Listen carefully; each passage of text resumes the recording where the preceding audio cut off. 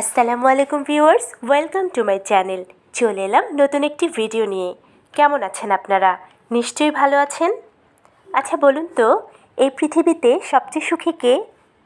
আমার এই প্রশ্ন শুনে কেউ হয়তো ভাবছেন যে পুরুষের সুন্দরী স্ত্রী আছে তিনি, আবার কেউ বা ভাবছেন যে নারীর সম্পদশালী স্বামী আছে তিনি।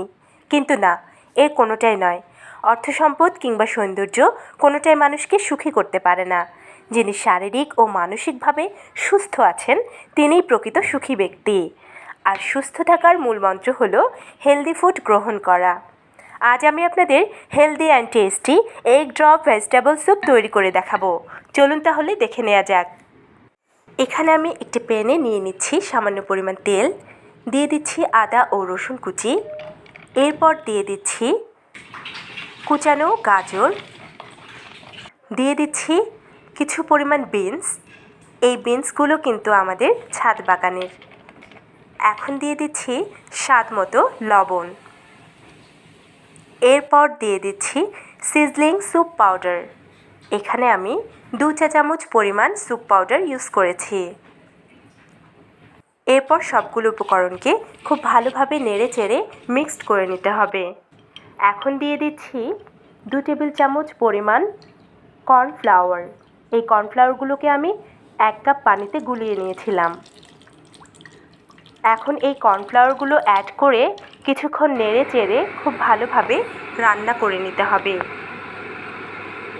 কর্নফ্লাওয়ার দেওয়ার পর কিন্তু পানির ঘনত্বটা আস্তে আস্তে কমে আসবে।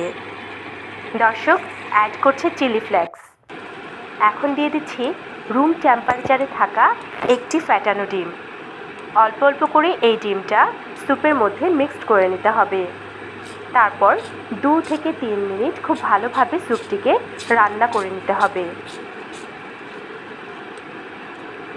দর্শক, স্যুপটা যখন রান্না হয়ে আসবে তখন এই গরম গরম স্যুপ খুব তাড়াতাড়ি একটি পাত্রে ঢেলে নিতে হবে।